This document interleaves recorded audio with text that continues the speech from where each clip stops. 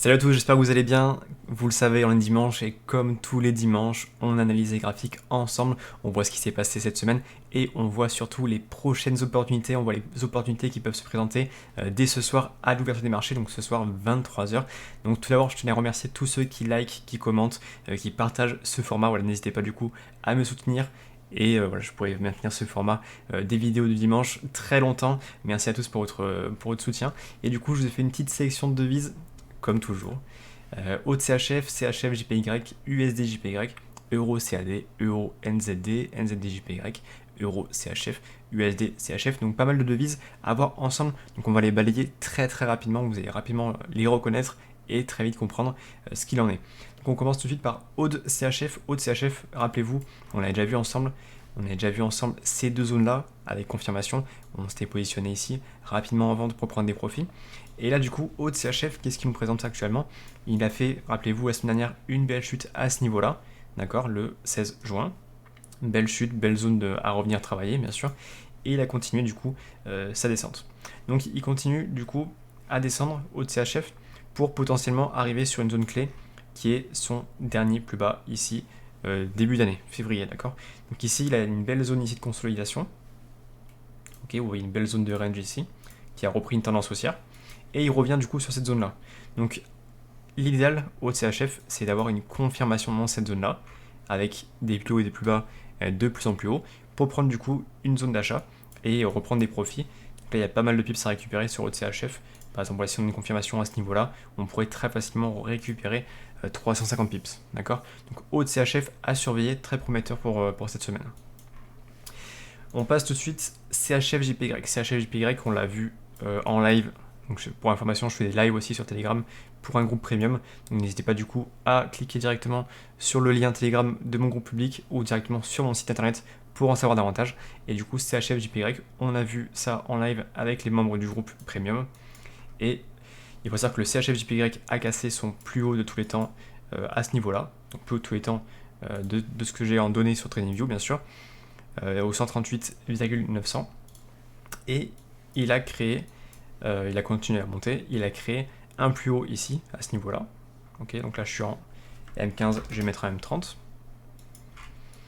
Il a créé un plus haut à ce niveau-là, ok. Il a fait une nouvelle structure de marché ici et il est revenu chercher son plus haut. Ok, donc nous on s'est positionné sur le groupe premium à ce niveau-là, d'accord, donc par rapport à cette zone-là, avec un stop loss situé au-dessus. Donc pour l'instant, il a bien réagi sur cette zone-là, qui est tracée ici, par rapport à cette dernière bougie, qu'on peut voir sûrement en M5. Donc là, voilà, on voit très bien que la zone a été tracée en M5 par rapport à celle-ci, et on a une belle réaction du mouvement, une belle réaction du prix pour retomber à la baisse, d'accord. Donc idéalement, CHJPY continue de chuter pour, voilà, pour prendre des profits, pourquoi pas du coup revenir ici au niveau de cette zone-là lorsqu'il a cassé son plus haut, d'accord. Avec des plus hauts et des plus bas, de plus en plus bas, mais ça vous l'avez compris, au fur et à mesure. On passe tout de suite à USDJPY. USDJPY, on l'a vu aussi avec les membres du groupe Premium en live. USDJPY, on l'avait bien très bien anticipé, d'accord.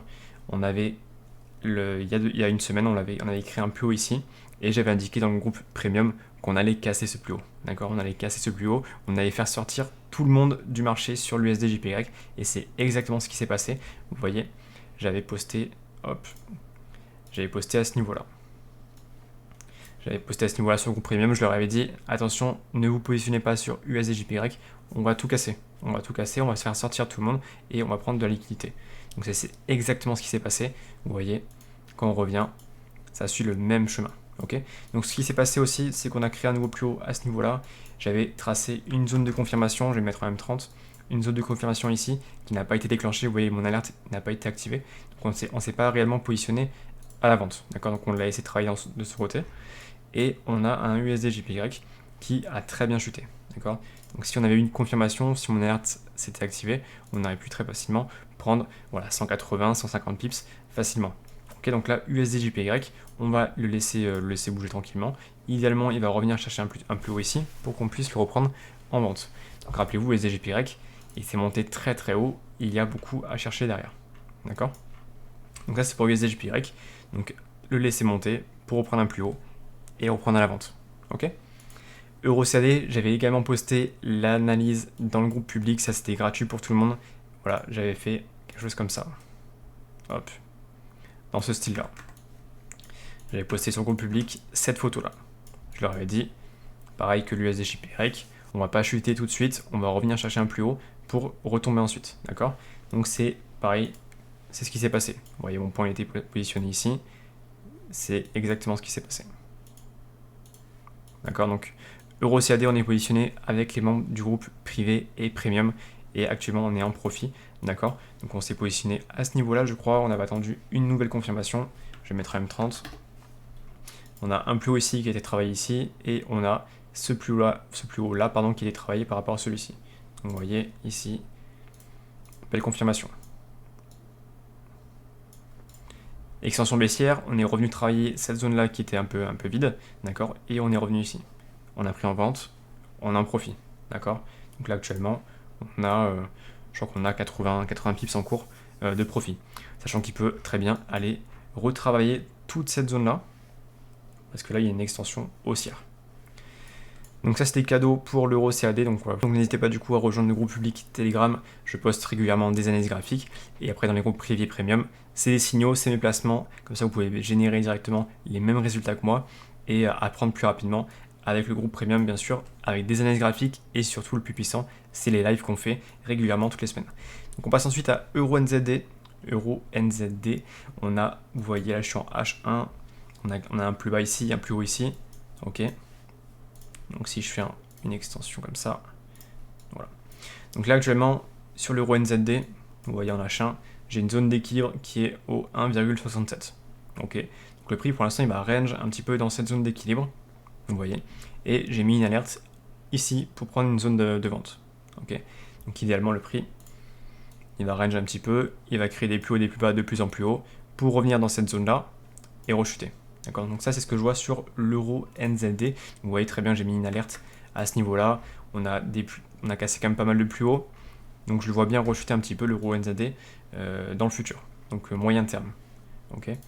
Donc avec les membres du groupe premium, on s'est mis une petite limite ici, une petite alerte tous ensemble, et on attend que le prix arrive à ce niveau-là pour reprendre de la vente et des profits en chute. Ok, ça c'est pour l'euro NZD. On passe tout de suite à NZD-JPY. NZD-JPY aussi, très beau trade. Très beau trade. Voilà, comme toujours, on a tracé des zones de retournement sur les points les plus hauts avec des confirmations et on a pu prendre directement des profits sur cette chute-là. D'accord. Donc là, je pense qu'il peut très bien continuer à chuter. Donc à surveiller s'il remonte plus haut pour avoir de nouvelles opportunités sur NZD-JPY. On passe tout de suite à EURO-CHF. Euro-CHF, c'est un peu comme OCHF. OCHF, on a une très belle baisse avec une grosse extension baissière. Euro-CHF, ça se faufile un peu de la même façon. Très grosse baisse. Et là, ce qui est marrant, c'est une très grosse zone, qui n'a pas été travaillée. Ok. Donc là, Euro-CHF également, on a tracé le dernier plus bas, ici, début mars. Ok. Donc soit deux choses sur l'Euro-CHF, soit on attend que ça revienne dans cette zone-là avec une confirmation de mouvement et on prend à l'achat, soit on crée un plus bas ici, d'accord. Donc il y a des chances que le Euro-CHF arrive à cette zone-là, mais dans l'idée où on n'atteint pas cette zone-là, il faudra quand même surveiller du coup une confirmation de mouvement pour qu'on reprenne une hausse, d'accord. Parce qu'en fait toute cette zone-là est à récupérer, donc faut pas louper le train sur l'Euro-CHF, voilà. Dans l'optique, on vient chercher cette zone-là de retournement avec confirmation pour se positionner à l'achat. Si c'est pas le cas, il faut quand même surveiller le prix. Donc à surveiller Euro-CHF. Pour l'instant, là, il a créé un nouveau plus bas, donc on va pas faire grand-chose. Ok. Mais ce qui est intéressant, pourquoi pas, c'est de tracer ça. Voilà. À voir comment il réagit sur cette zone-là. S'il va plus bas, on va créer une nouvelle zone de retournement. Le but, c'est vraiment de se positionner sur l'Euro-CHF. Vous voyez, l'Euro-CHF, depuis un mois, il est en chute libre. Donc il y a des profits à se faire sur l'Euro-CHF avec des très belles zones qui ont été tracées. D'accord. Donc on va attendre la meilleure confirmation pour se positionner et tracer des zones comme ça. Sur confirmation, si ça traverse, comme je vous l'ai dit, on retrace de nouvelles zones jusqu'à prendre le bon mouvement sur l'Euro-CHF à l'achat. Donc ça c'est très important. USD-CHF, c'est un peu la même histoire. Tous les CHF d'ailleurs, c'est la même histoire. Grosse baisse, ok.